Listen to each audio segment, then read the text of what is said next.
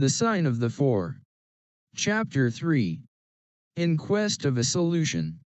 It was 5:30 before Holmes returned. He was bright, eager, and in excellent spirits, a mood which in his case alternated with fits of the blackest depression. "There is no great mystery in this matter," he said, taking the cup of tea which I had poured out for him.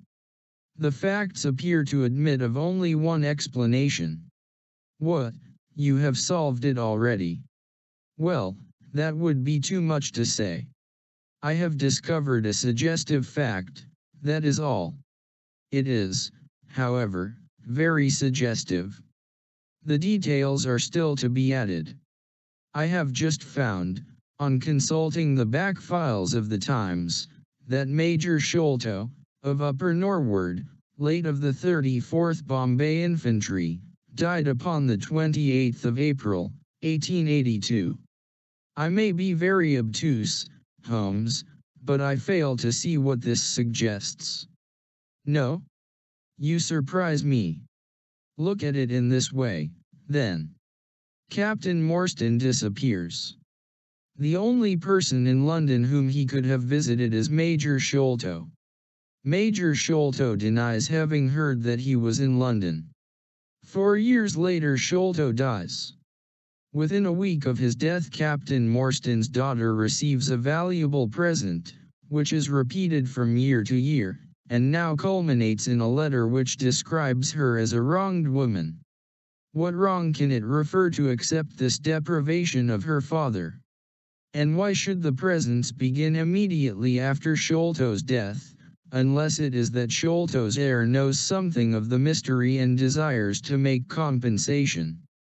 Have you any alternative theory which will meet the facts? But what a strange compensation! And how strangely made! Why, too, should he write a letter now, rather than 6 years ago? Again, the letter speaks of giving her justice. What justice can she have?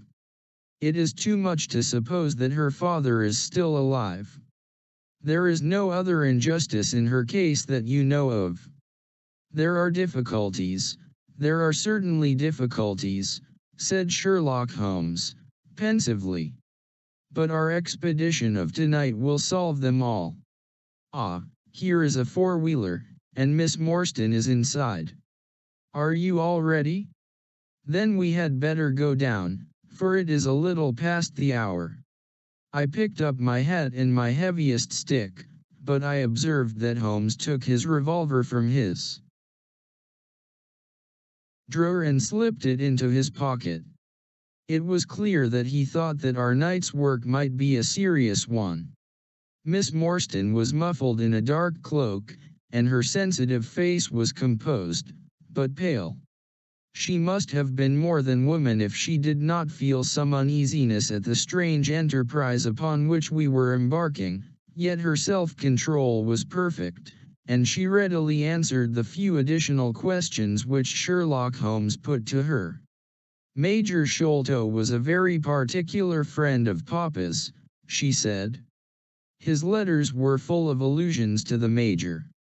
He and Papa were in command of the troops at the Andaman Islands, so they were thrown a great deal together. By the way, a curious paper was found in Papa's desk which no one could understand. I don't suppose that it is of the slightest importance, but I thought you might care to see it, so I brought it with me. It is here. Holmes unfolded the paper carefully and smoothed it out upon his knee.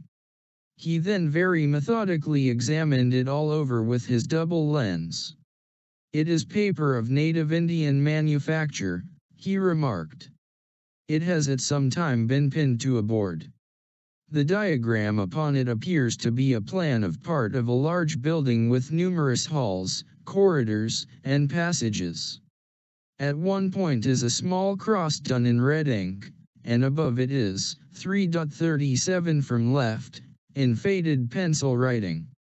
In the left-hand corner is a curious hieroglyphic like 4 crosses in a line with their arms touching.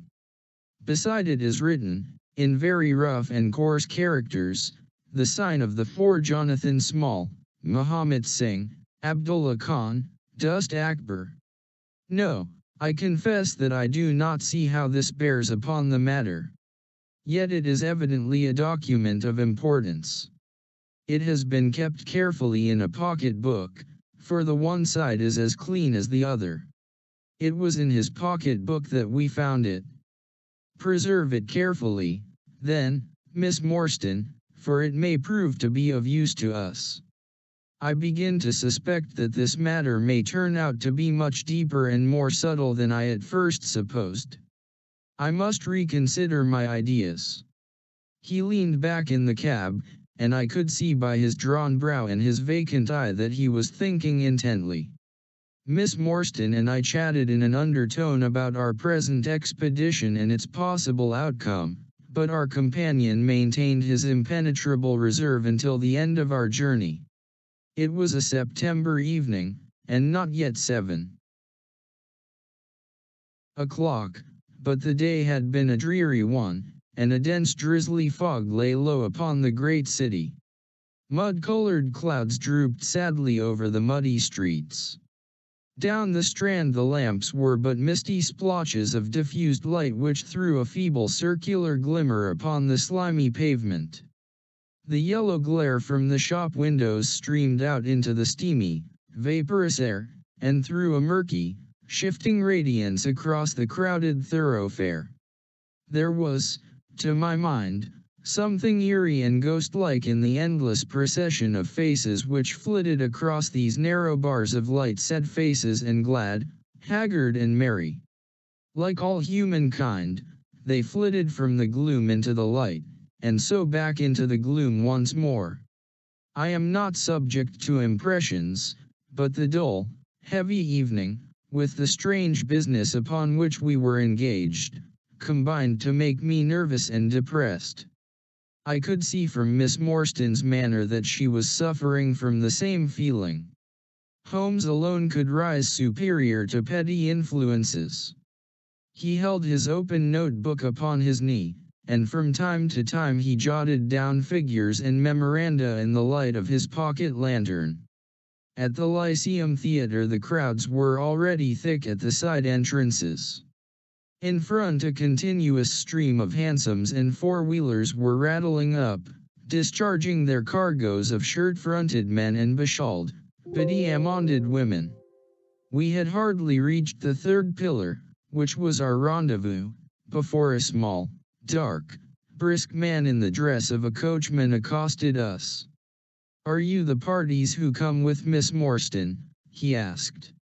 "I am Miss Morstan, and these two gentlemen are my friends," said she.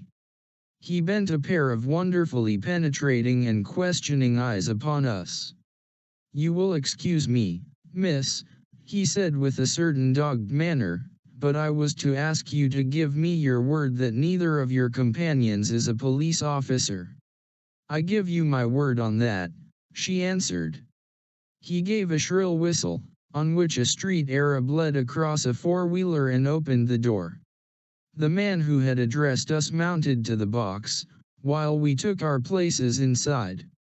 We had hardly done so before the driver whipped up his horse, and we plunged away at a furious pace through the foggy streets. The situation was a curious one. We were driving to an unknown place, on an unknown errand. Yet our invitation was either a complete hoax, which was an inconceivable hypothesis, or else we had good reason to think that important issues might hang upon our journey. Miss Morstan's demeanor was as resolute and collected as ever. I endeavored to cheer and amuse her by reminiscences of my adventures in Afghanistan, but, to tell the truth, I was myself so excited at our situation and so curious as to our destination that my stories were slightly involved.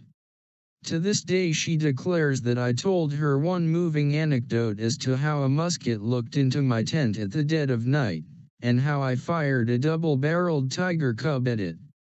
At first I had some idea as to the direction in which we were driving, but soon, what with our pace, the fog, and my own limited knowledge of London, I lost my bearings, and knew nothing, save that we seemed to be going a very long way.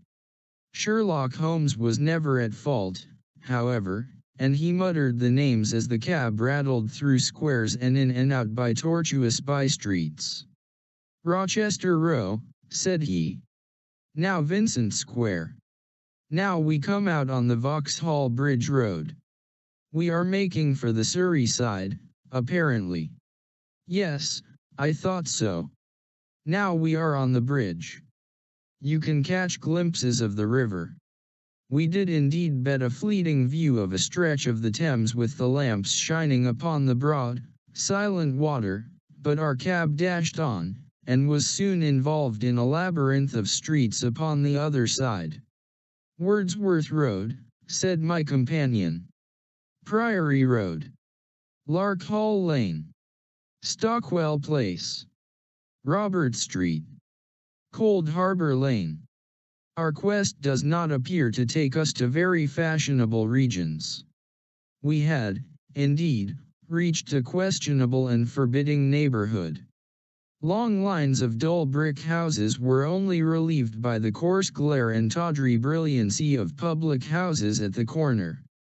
Then came rows of two-storied villas, each with a fronting of miniature garden, and then again interminable lines of new staring brick buildings, the monster tentacles which the giant city was throwing out into the country. At last the cab drew up at the third house in a new terrace. None of the other houses were inhabited, and that at which we stopped was as dark as its neighbors, save for a single glimmer in the kitchen window. On our knocking, however, the door was instantly thrown open by a Hindu servant clad in a yellow turban, white loose-fitting clothes, and a yellow sash. There was something strangely incongruous in this oriental figure framed in the commonplace doorway of a third-rate suburban dwelling house.